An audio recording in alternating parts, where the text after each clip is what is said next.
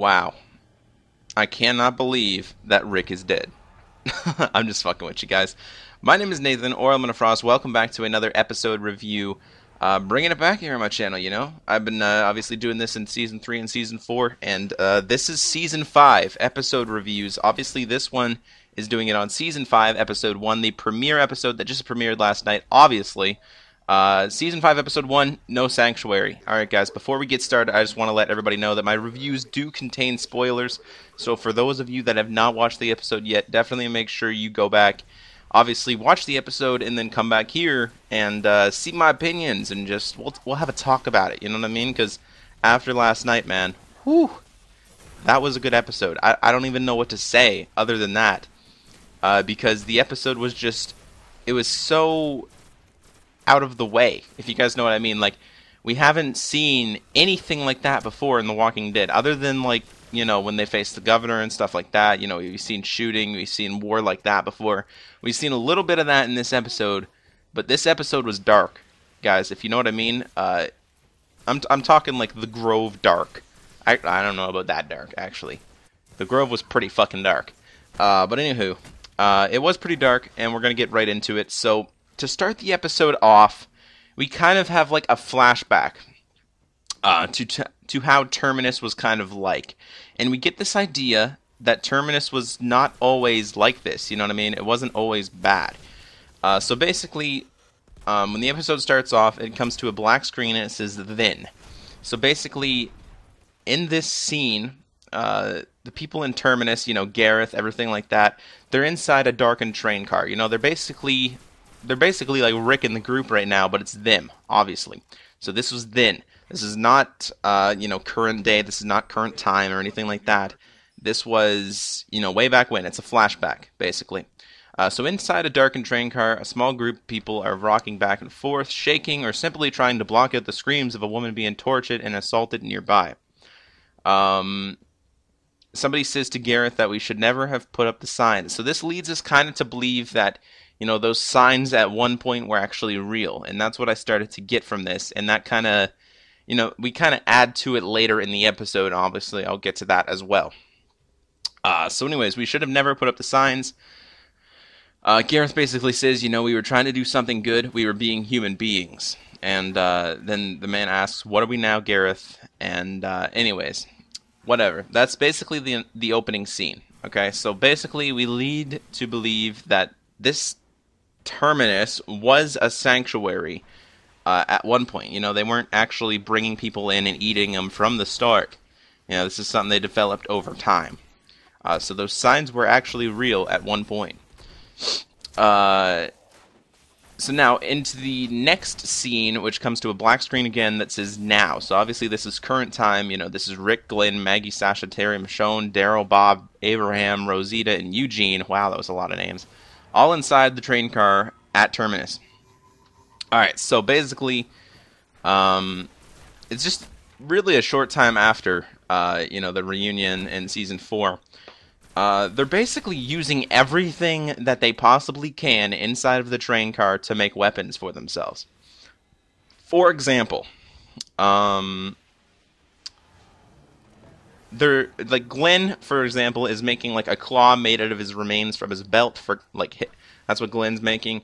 Rick's turning wood into kind of like a wooden shank that he's kind of using. He's trying to, at least. He doesn't actually succeed with it before they start coming at him and everything like that. But he's using actually Herschel's watch chain to kind of saw off a piece of wood so maybe he can make a shank.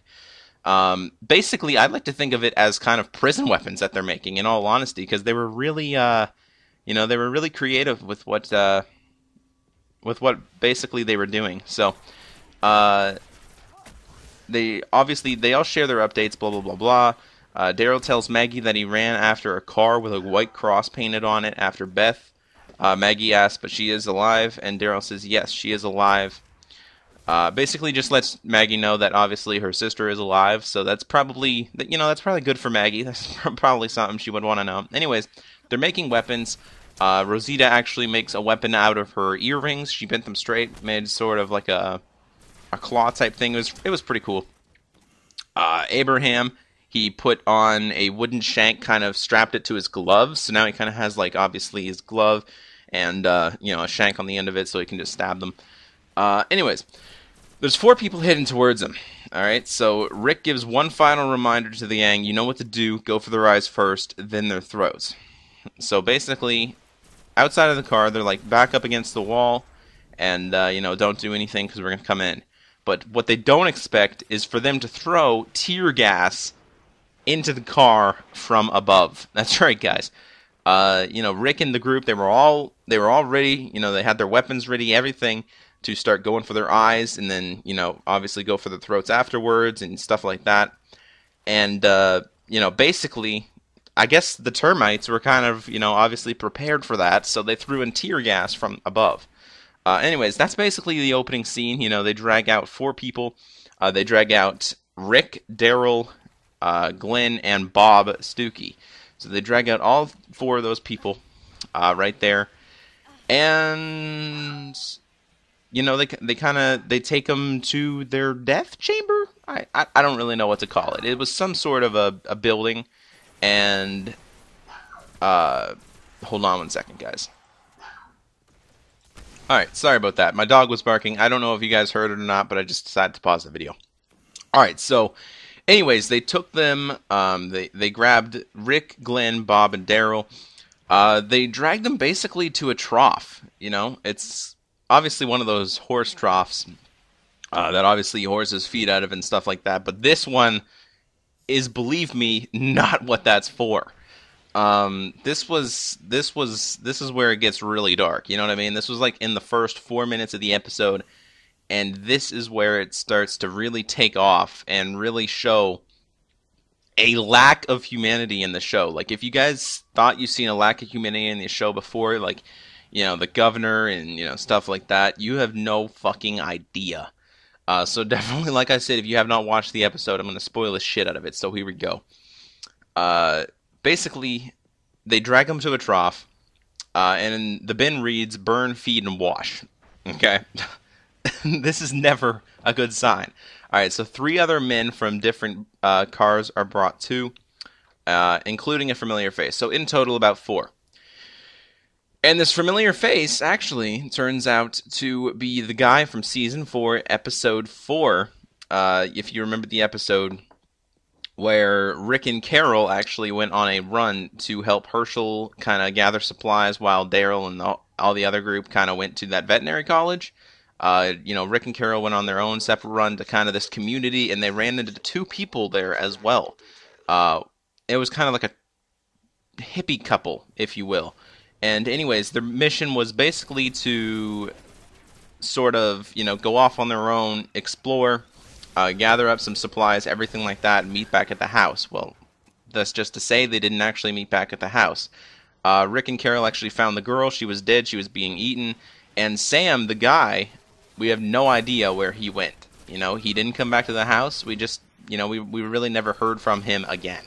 Until now. That's right, guys. Sam is actually one of the ones being held at the trough. He's tied up, he's gagged, and, you know, they're all about to get killed, and he's first. Yeah. So Rick and him kind of connect eyes. They don't really have any lines towards each other. You know, they don't have any dialogue or anything like that.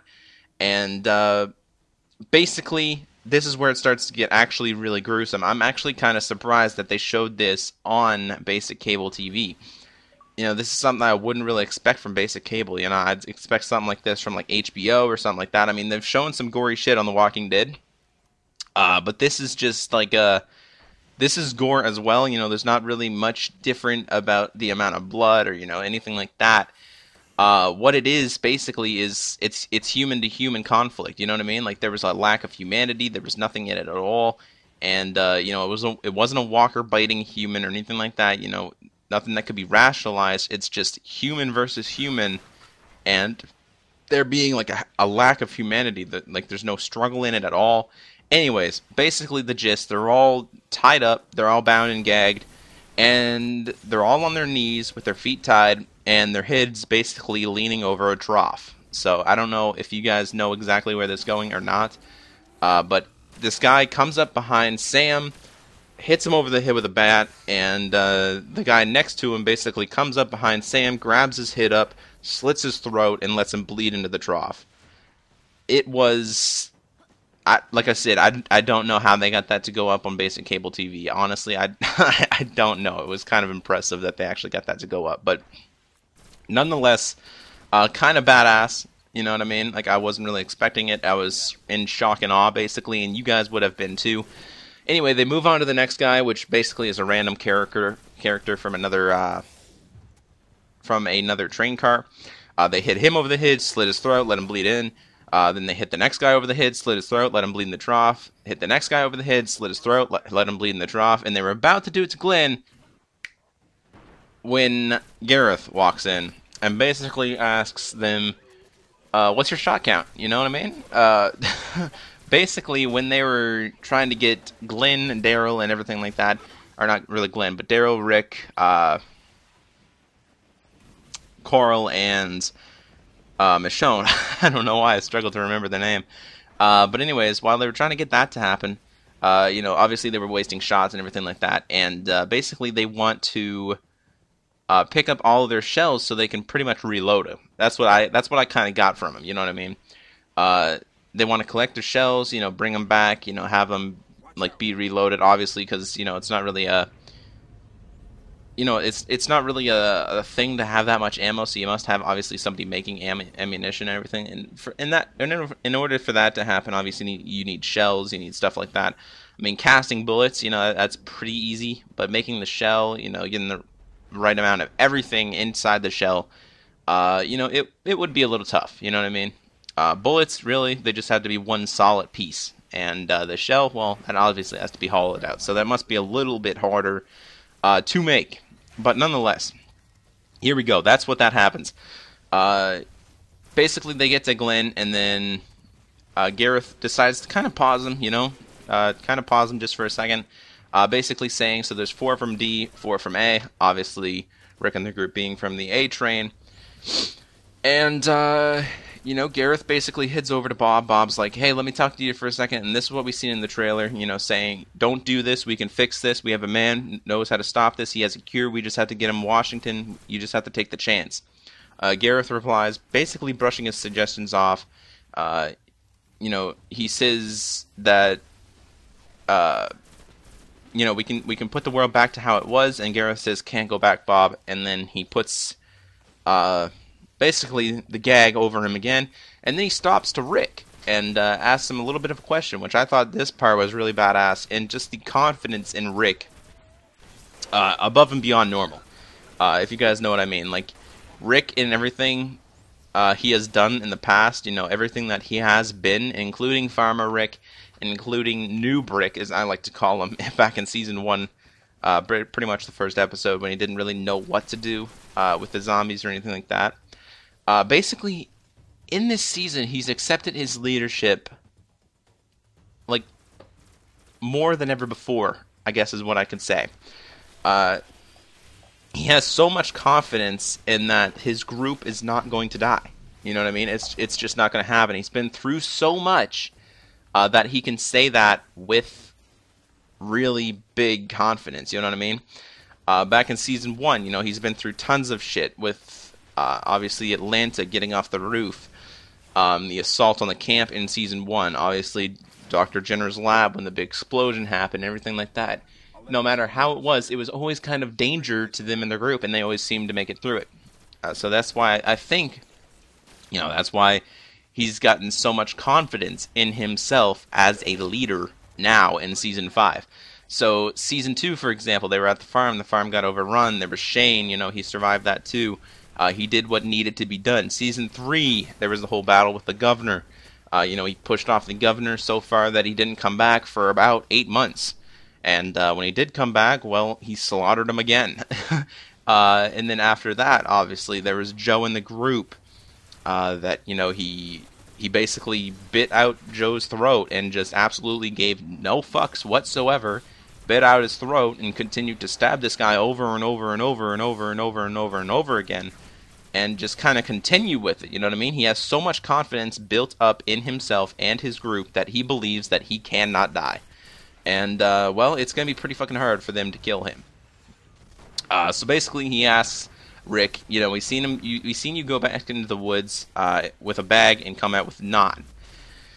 So he basically asks Rick, you know, what's in the bag? And Rick basically doesn't respond, and then Gareth threatens Bob's life with a knife to the eye. And then Rick just says guns. You know, there's a bag of guns. There's an AK-47, 44 Magnum, automatic weapons, a compound bow, and a machete with a red handle that he's going to use to kill Gareth. So that's the part that I thought was really, really badass, because, you know, he was like, I'm going to kill you with that machete. Trust me, is basically what I think he was trying to, you know, kind of get across to Gareth. I mean, you know, he's going to get out of this, and there's not really much he can do about it. So, basically, Gareth gets back to business, telling the human butchers, you know, they have 2 bodies to get the bodies on the dryers, and basically what I get from this, it's probably some sort of a device to kind of dry the bodies out. You know, obviously that trough lets them bleed out as much as possible. That's what that's for. And then kind of put the bodies on the dryers. You know, I'm thinking some sort of beef jerky. Or I guess human jerky in this case. I don't know if that's exactly what they're making is human jerky, but, you know, I guess time will tell. Well, I guess not, seeing as though what happened. But anyways, I think that's probably what he was talking about. Get the bodies on the dryers, you know, dry out the meat, blah, blah, blah, blah, so it doesn't go bad. And they have 2 hours before Terminus goes back to a public face. Basically meaning, you know, where they can take in more people and be completely fine. You know what I mean? Like, them not have really anything to do with anything that's happening there, and kind of just go back to an actual sanctuary until the next group run through, and they obviously, you know, knock them out and put them in a train car and then kill them and eat them too. So basically, strange silence kind of puts them all to a pause, and then an explosion like none that we've seen before happens, and the building shakes. Rick and everybody kind of just fall over, and it just shocks the shit out of them. So now it cuts to a scene in the woods. Carol, Tyrese, baby Judith, everything like that in the woods near Terminus. Carol's basically saying, you know, I'm going to get you both there, make sure you're safe, but I'm not going to stay. A walker emerges through the trees, and Carol basically takes him down, sees that there's a big horde of walkers coming, and they kind of get out of there. You know, they find this little cabin type way, and, you know, they kind of make it there. But on the way, they see this guy from Terminus, kind of setting up, like, fireworks, in all honesty. Like, they hear gunfire in the distance that attracts the walkers, like that herd that I told you about, attracts those guys away. And then basically Carol says, you know, we'll be real careful. We're going to get answers. We want to go to Terminus. And they basically wonder what the gunfire means. So outside of the small house in the woods, a man in a baseball cap is setting up fireworks. And fireworks, I think this being honestly the gunshots. You know what I mean? Because I think what he was trying to do was lead the walkers away from Terminus. Because of all the gunshots and gunfire that was going on in Terminus, he wanted to kind of lead them away. You know, he kind of wanted to counter it. I think that's basically what his job was, you know, to kind of keep Terminus standing. So anyways, he's talking on walkie-talkie, and he says, Alex didn't get it. I knew the chick with the sword was bad news. I told Albert I want that kid's hat after they bleed him out. And then he laughs. And basically his chuckle ends as he feels a revolver at the back of his skull. And he basically asks, you know, who are you? And she says, we're friends of the chick with the sword and the kid with the hat. And then, you know, it's kind of like a commercial break, or it's like a cut. Basically, they come back, and he says, we have the boy and the samurai, that's it. We're just protecting ourselves, the guy says. They're trying to reason with Carol and Tyrese after they tie him up in the shack. So he explains that Terminus, they're all going to set off fireworks at the same time to scare the herd away. A move that's good for Carol and Tyrese, too. Not in her opinion. The walkers are a good distraction for her to basically get inside. So basically Tyrese asks her, you know, how the hell are you going to do this? She straps on her gear, you know, the poncho, everything like that just makes it so badass. And she gets ready to go in, and she says, "I'm gonna kill people," walking out and leaving him behind with baby Judith and the Terminus douchebag. So, anyways, Carol finds a dead, decaying walker, takes a page out of The Walking Dead Season 1, where Rick and Daryl, I mean, not Rick and Daryl, I mean, Rick and Glenn actually put Walker on them, Walker blood and guts all on them, and kind of walk through a horde. That's what she's doing. So she does that, she puts mud on her face, kind of to mask her scent and just cover herself in the blood. And creeping towards Terminus, Carol reaches the fence, peering just in time to see Rick, Daryl, Carl, and Michonne tied up and dragged off. Basically deciding that she needs to create a distraction, she loads her gun, takes aim at a tank, and fires. And this part, guys, this part was really badass. Because this was actually the explosion that we seen kind of, you know, previously when Rick and Daryl and Bob and Glenn were all tied up. This is the explosion. It was kind of like a type thing. And then we see what actually makes the explosion. If you guys know what I mean. Like, it's not all in one single timeline. It's kind of, you know, Carol did make the explosion, but that was when they're in this house, basically, in the warehouse. So we basically see what the explosion was, if you guys know what I mean. So she shoots at a propane tank. Propane starts to leak out of it. You know, it starts spraying out of it. And then she launches a fucking bottle rocket at it. And obviously bottle rockets have a trail of sparks or flames. She launches a bottle rocket at it, and the entire thing goes kaboom. That's right, guys. This was pretty badass. This is probably the biggest explosion that we've seen in The Walking Dead yet. It was pretty fucking cool. And let me tell you guys, Carol in this episode, she was straight up MacGyver. You know, she was fucking G.I. Joe. She was just, I don't even know what to say about her. You know, she's probably the most badass character in this show. If not the most badass character, definitely up there with Rick, Daryl, Glenn, you know, everything like that. But in my personal opinion, I don't think they got shit on her, you know what I mean? She is definitely badass. So it goes kaboom, everything like that. And the fence gets taken down. You know, that big explosion is actually what we've seen in the Walking Dead Season 5 trailer. The fence gets taken down, the herd goes in. Basically, you know, Carol won. You know, the survivors are not yet freed. They're still in that room on the trough, basically. They're basically struggling to get upright following the blast, everything like that. Everyone in Terminus in the slaughterhouse is basically shaken. The butchers take their eyes off the ball just long enough for Rick to break free and kill them. That's right, guys. Kind of Gareth walks off, sees what the explosion is. You know, the butchers kind of do too. You know, one of them actually wants to go see and help, just in case, you know, maybe Terminus is falling. You know, maybe they need their help and stuff like that. And Rick actually brought a piece of the wooden shank from the train car. You know, he brought that piece. He put it in his back pocket. You know, kind of near. Actually, I don't want to say his back pocket. I think it was near his ankle. Actually, he put that piece of wood near his ankle, and he was starting to dig it out. Obviously, he was sawing off his arm restraints, and obviously he did his foot restraints too. And basically, they were talking, the two butchers, and then Rick come up behind one of the butchers and just stabbed him in the back of the neck, slit his throat, started stabbing him in the stomach, turned him around, started stabbing him in the stomach, and then he lunged at the other guy and basically stabbed him in the stomach as well, slit his throat, everything like that, just basically killed him. And then Rick, you know, obviously goes back for Daryl, Glenn, Bob, and unties them, basically, you know, cuts all their restraints and everything like that. So they get up, they all grab a weapon, because they obviously have a table right there that has, like, a knife and, you know, a baseball bat and everything like that. They actually have all those weapons right there ready, because, you know, it's a fucking butcher. It's kind of a butcher shop, if you will. They have to have, you know, some sort of things to cut, you know, their throats and everything like that. So they did have all those weapons, so they kind of grabbed them. Daryl grabbed a knife. I think Rick also had a knife, I do believe.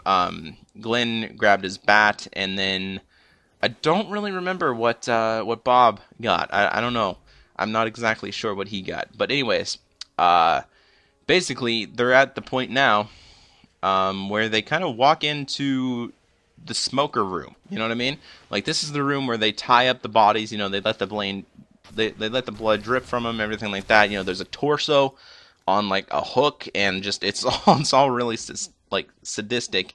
This is basically like that hook is basically where they hang pigs up and stuff like that. And it is weird. You know what I mean? It is weird. So he reminds his group basically that they're at war. Bob is just about to put his knife through one of the Terminus's brains, and Rick stops him and says, "Don't let him turn." He heads into this, like I said, this little part of the butcher shop where they hang up the torsos and stuff like that. And he says, cross any of these people, you kill them. Don't hesitate. They won't. And then at the doorway, Glenn basically speaks for what's right. You know what I mean? Like, there's people screaming inside of a kind of a train car or a cargo box, sort of outside. He's like, we have to let those people out of there. He basically says, nodding towards the train car, that's still who we are. It's gotta be. So they run outside. They take down as many walkers as they can. They open the train car. And this guy that we actually don't know yet, but we actually do come across, this guy says, we're the same. He screams, we're the same. Crazy looking man, lone man who leaps out, all long hair, beard, face tattoos. And then as he cackles, a walker basically jumps him and turns him into lunch. So that lasted all of 2 seconds, a new character. But anyways, he's dead. It was just really weird. Now basically to get their friends. But there's no really safe way to get to them. Walkers and, termites, basically, obviously, the people in Terminus, the heads of Terminus and stuff like that, they're everywhere. You know what I mean? So knowing there's no time to waste, Rick runs into the danger zone right behind a car. A walker actually is about to bite him. Daryl comes up behind him, stabs the walker. Once the walker's passed, then the Terminus people does. Rick leaps into action, knocking the last Terminus guy out, takes his AK-47, shooting all of his captors. He literally just mows down about 6 termites. And then he turns around. This is also the part we actually seen in the trailer where he turns around, all badass looking with the AK-47, and just absolutely nails the scene. Yes, it was pretty awesome. So he knocks the last man out, shoots all his captors, and he's like, we don't have to double back. The path is clear, basically to our friends now. That's basically what he's saying. Now, Carol is inside Terminus. It's kind of like a thrift shop, if you guys know what I mean. She's in this room in Terminus where she finds everybody's weapons. She finds Rick's old watch, that being from obviously Sam. Sam must have obviously had that watch. And, obviously when he got captured, they took his watch. So she finds Rick's old watch. She finds Darrow's crossbow. She slings that over her shoulder. And then she's in a room that says, never again, never trust. She reads the signs on the wall on the makeshift cemetery, which basically I believe this cemetery is pretty much from all the people that they've killed, kind of that they've killed and sacrificed, if you guys know what I mean. So she goes through this room, and Mary comes in. That's right, guys, the bitch from the barbecue. She comes in, she says, drop your weapons and turn around, I want to see your face. So, basically, Carol slips off Darrow's crossbow, and Mary doesn't know that she has an AK-47 under her poncho. So basically, she pulls out the AK, turns and sprays, firing at Mary. She misses. It's a knockdown, drag-out fight. Mary still has a gun. She kind of dropped the gun. Carol rushes over, kicks the gun away, and they're kind of just in a one-on-one kind of close fight now. Carol basically gets the advantage, punches her a few times, gets up, points her rifle at her, and basically says, back the fuck up, don't make another move, or you're dead. She doesn't actually say that, but, obviously, pointing a gun at a bitch, that's, kind of the gist. Mary then says, the signs, at one point, they were real. It was a sanctuary. People came and took this place. They raped and they killed. But we got out and we fought, and we got it back, and we heard the message. You're the butcher or the cattle. And then, basically, Carol doesn't really reply to this at all. Carol basically shoots Mary in the leg, and Basically tries to get her to talk, where are our friends, stuff like that. Mary says, you could have been one of us. And, Carol basically knows that she's not going to get a response out of Mary at this point, so she opens the door, she lets walkers in, and she walks out to find her friends, and then Mary and the walkers didn't really connect too well, you know what I mean? Mary kind of got eaten. So, anyways, that's what happened. So she wanders off, she gathers her weapons, she goes out the door, and everything like that. So now, onto a scene that got really, really dark now.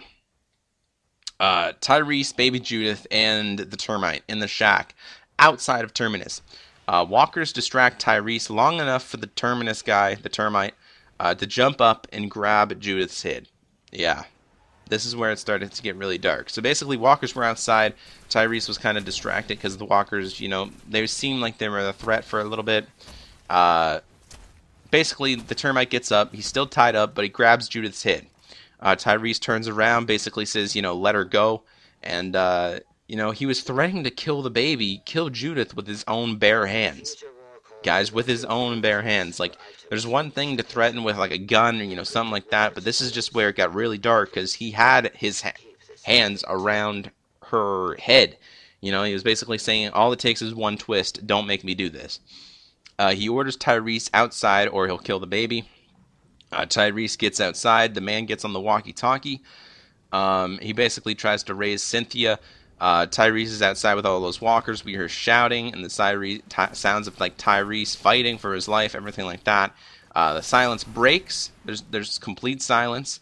And then all of a sudden, this is the most badass part because we wanted this to happen. This is what we were cheering kind of Tyrese for, just charge at him, do stuff like that. So he went outside. He managed to kill every single fucking walker that was out there. Just extremely badass Tyrese, extremely powerful. He breaks in. He breaks through the door. Absolutely just doesn't give a fuck about the door at all. Like, it's not even there. He breaks through the door. He picks the Termite up off of his feet and just launches him on the ground like straight up, a spear. Just straight up owned him. And basically he has the knife in his hands, and the Termite basically says, yeah, that's how you use it, that's how you use it. And he puts the knife down, he says, I won't. And then he just starts beating the living shit out of the Termite's face. And actually manages to kill him with his own bare hands. He didn't want to kill him because he put the knife down, but he ended up killing him anyway just because he was so mad, he was so pissed that, he was threatening to kill baby Judith and everything like that. And, he just went ham on his face and just beat him to death, basically, essentially. And now, back inside the train car in Terminus, Sasha, Eugene, and everybody else, basically Sasha demands to know what the cure is, just in case, kind of things go south. Obviously, what if Eugene dies? Then kind of the cure dies with him. We should probably, know. Eugene doesn't need to answer. His traveling companion, Rosita, is defending him. Basically, Sasha won't give up. You know what I mean? She wants to know. I was a part of a 10-person team at a human gene project that weaponized diseases to fight weaponized disease. I'm basically just quoting him, basically. He's basically explaining pathogenic microorganisms with pathogenic microorganisms. He's basically saying that there's a way to fight fire with fire, if you guys know what I mean. Like, it's not a cure for zombies. They can't give the zombie a cure and he turns back into a human. It's basically a way to eliminate all zombies on the earth so that the disease is no longer a threat, if you guys know what I mean. The only reason the zombie apocalypse is even a thing right now is because there is zombies. You know what I mean? If you manage to kill all the zombies, most likely you could control it pretty well, if you guys know what I mean. Like, most likely there wouldn't be very much death in the show. Obviously, there wouldn't be, the threat of getting bitten by walkers or anything like that. Really, the only thing that you could really be taken by is if you just died normally and, turned into a walker, and then it would kind of start the whole thing over, but I imagine there's probably some sort of a vaccine for that or something that they could kind of cook up. So that's what he explains to them. He basically says, fight fire with fire, blah, blah, blah, blah, blah. And then, basically, he believes with a little tweaking, we can flip the script, basically. So, anyways, Rick, all of a sudden during this, it's basically Rick to the rescue. He opens up the car. He says, "It's time to fight. We have to fight to the fences," and they do. Taro, Rosita, Sasha, they look pretty fucking cool. I'm not gonna lie. They're taking down walkers left and right. Michonne has two wooden shanks on the end of her sheath for her katana. She has two wooden shanks. She kind of stabs one. Carl actually holds a walker. She stabs back. We've seen that clip in the trailer. Rick takes aim at the Terminans, killing several and hitting Gareth in the shoulder, but he did not die. Let me just get that straight. Rick Skane makes a break for the fence. They all hop over the fence, and now they're in the woods outside of Terminus now, and Daryl basically says that it's right here. He's pointing out the spot that they buried the guns and supplies in Season 4, and then Rick basically insists, go along the fences, use the rifles, take the rest of them out. They don't get to live. And the words basically surprise everyone. And Glenn says, "Rick, we got out. It's over." It's not over until they're all dead, he says. This is basically, obviously, this is in the trailer too. He's like, it's not over till they're all dead. Abraham is not really impressed because obviously his main objective is to get Eugene to Washington alive, and he basically says, "I'm not dicking around with this crap. We just made it out," and that's basically what he said. And then Maggie won't budge either. Just then, there's a rustling in the woods, and it's Carol. And Daryl kind of turns around, sees her rather, and runs to her arms. He completely breaks down. They hug, everything like that, and he breaks down. You know what I mean? Basically, he pretty much starts to cry. In all honesty, he hugs her close. The moment basically hits Rick hard too. He walks over. He starts to smile while Daryl backs up. He starts to get misty-eyed, starts to cry. Rick basically asks Carol, "Did you do that?" And then he hugs her, and then she says, "Thank you." And then Carol says, "You have to come with me." So she leads everybody back to the shack, obviously, including Rick and everything like that. And that's where Tyrese is, with baby Judith. That's right, guys. This part was pretty emotional in the episode. I can't lie. This part was, I haven't cried in a while. I still haven't cried yet. Man card is intact. But this part, it got me close, if you guys know what I mean. So anyways, basically, heads back to the shack. Tyrese walks out holding Judith. Rick basically drops his gun and charges towards his baby girl. Carol smiles, grabbing his baby. Rick hugs her close. Carl comes in too. Basically, it's a Grimes family reunion. The only one's not there, obviously, Lori. Thank God. Tyrese was more of a mother than Lori was. Basically, he starts to cry, everything like that, and standing back watching. There's kind of a moment of pain in Daryl's eyes because he knows Beth won't be coming out of that house and stuff like that because he really wants that to happen. He needs to find her. That's kind of one of the things that he wants, that he needs and wants to do. And then basically seeing the smoke coming off Terminus, Rick makes a decision and says, "We need to go. We don't actually have to go back and kill them anymore." You know what I mean? He's gained too much for even to risk it anymore. He says, "We need to go." And Daryl asks, "Yeah, but where?" And then he says, "Somewhere far away from here." Abraham and Rosita exchange a look, clearly talking about Eugene and the Washington mission. And he says, "We'll talk to him, but not right now." So that's pretty much the end of the episode. And then we have another little tiny flashback before the episode ends. Basically, after he says, "We'll talk to him, not right now," on the train tracks, they kind of walk past the Terminus sign, scooping up some of the mud. Rick basically wipes it all out, and then over Sanctuary, he puts "no." So now the Sanctuary sign now reads "No Sanctuary," obviously leading to the title of the episode called "No Sanctuary." So then it kind of goes back to another scene like we've seen kind of before the episode even started. This comes to a black screen. This is then. And Gareth, basically in a train car at Terminus, a crying Mary is tossed back into the car with her people and her son Gareth, because that's who Mary is. Gareth, his mother. And then a soulless man basically says, "That one," pointing to a woman who is dragged out while pleading, "Not again." Gareth basically comforts his mother, and the guy that says, that was actually the guy inside of the train car that Rick and everybody kind of got out of the train car. And then, he had the face tattoos, he had the beard, everything like that, and he kind of got bit by a walker, he got lunged at by a walker and everything like that. That was the guy, you know what I mean? This was one of the guys that basically took over Terminus from the original owners. Obviously, was Gareth and everything like that. This is the guy who, basically took it over and started raping all the women and everything like that. So that was the guy. They locked him up, obviously, rightfully. And Gareth makes a decision. He says, "We're gonna take it back. We will." And then he promises her, "You're either the butcher or the cattle." And obviously, that is where the new Terminus kind of comes into play, if you guys know what I mean.